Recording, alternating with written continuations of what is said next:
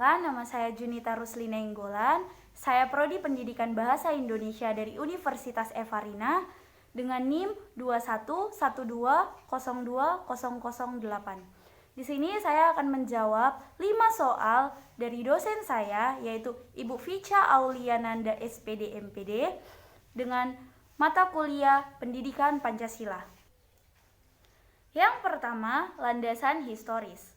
Landasan sejarah atau historis pendidikan nasional Indonesia merupakan pandangan ke masa lalu. Pandangan ini melahirkan studi-studi historis tentang proses perjalanan pendidikan nasional Indonesia yang terjadi pada periode tertentu di masa lampau. Nah, selanjutnya, Undang-Undang Indonesia merupakan landasan yudiris atau hukum.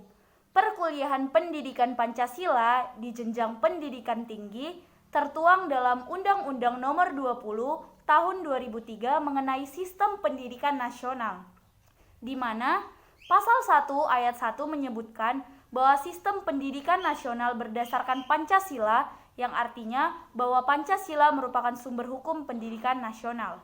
Pada Undang-Undang Nomor 2 Tahun 1989 mengenai Sistem Pendidikan Nasional, Pasal 39 mengatakan bahwa isi kurikulum setiap jenis, jalur, dan jenjang pendidikan wajib memuat pendidikan Pancasila, pendidikan agama, dan pendidikan kewarganegaraan. Untuk pertanyaan nomor 2, yaitu wawasan Nusantara. Secara etimologi berasal dari bahasa Jawa, yaitu wawas yang artinya pandangan, nusa yang berarti kesatuan, kepulauan, dan antara yang bermaksud dua samudera. Jadi, pengertian secara umum dari wawasan Nusantara adalah cara pandang atau cara melihat kesatuan kepulauan yang terletak di antara Asia dan Australia, juga antara Samudra Hindia dan Pasifik. Nah, selanjutnya ada pengertian wawasan Nusantara menurut para ahli. Yang pertama yaitu Profesor Dr. Wan Usman. Pengertian wawasan Nusantara menurut beliau adalah cara pandang bangsa Indonesia perihal diri sendiri dan tanah airnya sebagai kepulauan dengan semua aspek kehidupan yang amat beragam. Yang kedua yaitu menurut Samsul Wahidin. Wawasan Nusantara adalah cara pandang, cara memahami, cara menghayati, cara bersikap, bertindak, berpikir, dan bertingkah laku bagi bangsa Indonesia sebagai hasil interaksi proses-proses psikologi, sosiokultural dalam arti yang luas dengan aspek-aspek astagrata. Yang ketiga, menurut Sri Janti, wawasan Nusantara adalah sebuah cara pandang dan sikap bangsa Indonesia mengenai dirinya yang bineka dan lingkungan geografisnya yang berwujud negara kepulauan berdasarkan Pancasila dan Undang-Undang 1945. Selanjutnya, pertanyaan ketiga yaitu geopolitik Indonesia berdasarkan Pancasila.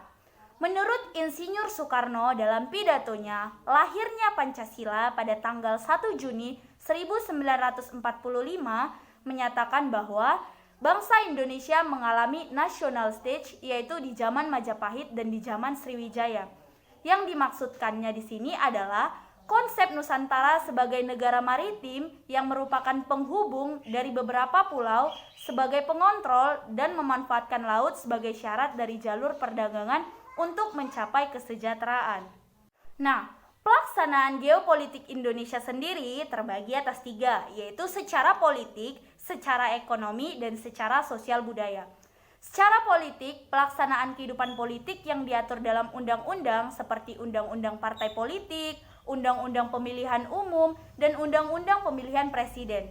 Pelaksanaan undang-undang tersebut harus sesuai hukum dan mementingkan persatuan bangsa. Contohnya, pemilihan presiden, anggota DPR, dan kepala daerah. Harus menjalankan prinsip demokrasi dan keadilan sehingga tidak menghancurkan persatuan dan kesatuan bangsa. Selanjutnya yaitu secara ekonomi. Wilayah Nusantara mempunyai potensi ekonomi yang tinggi, seperti potensi khatulistiwa, wilayah laut yang luas, hutan tropis yang agung, hasil tambang dan minyak yang melimpah, serta memiliki penduduk dengan jumlah yang cukup. Oleh karena itu, implementasi dalam kehidupan ekonomi harus berarah pada sektor pemerintahan, pertanian, dan perindustrian. Pembangunan ekonomi harus melibatkan partisipasi rakyat, contohnya fasilitas kredit mikro dalam pengembangan usaha kecil. Untuk secara sosial budaya, yaitu tari pendet dari Bali adalah budaya Indonesia yang harus dilestarikan sebagai implementasi dalam kehidupan sosial budaya. Contohnya dengan pemerataan pendidikan di semua daerah dan program wajib berupaya dapat harus diprioritaskan untuk daerah tertinggal. Itu untuk sosial budaya. Selanjutnya, nomor 4 yaitu ketahanan nasional. Ketahanan nasional Indonesia adalah konsepsi pengembangan kekuatan nasional melalui pengaturan dan penyelenggaraan kesejahteraan dan keamanan yang seimbang, serasi dalam seluruh aspek kehidupan secara utuh dan menyeluruh berdasarkan Pancasila, Undang-Undang Dasar 1945, dan Wawasan Nusantara. Penjelasannya yaitu geostrategi merupakan strategi dalam memanfaatkan konstelasi geografi negara untuk menentukan kebijakan, tujuan, serta sarana-sarana untuk mencapai tujuan nasional.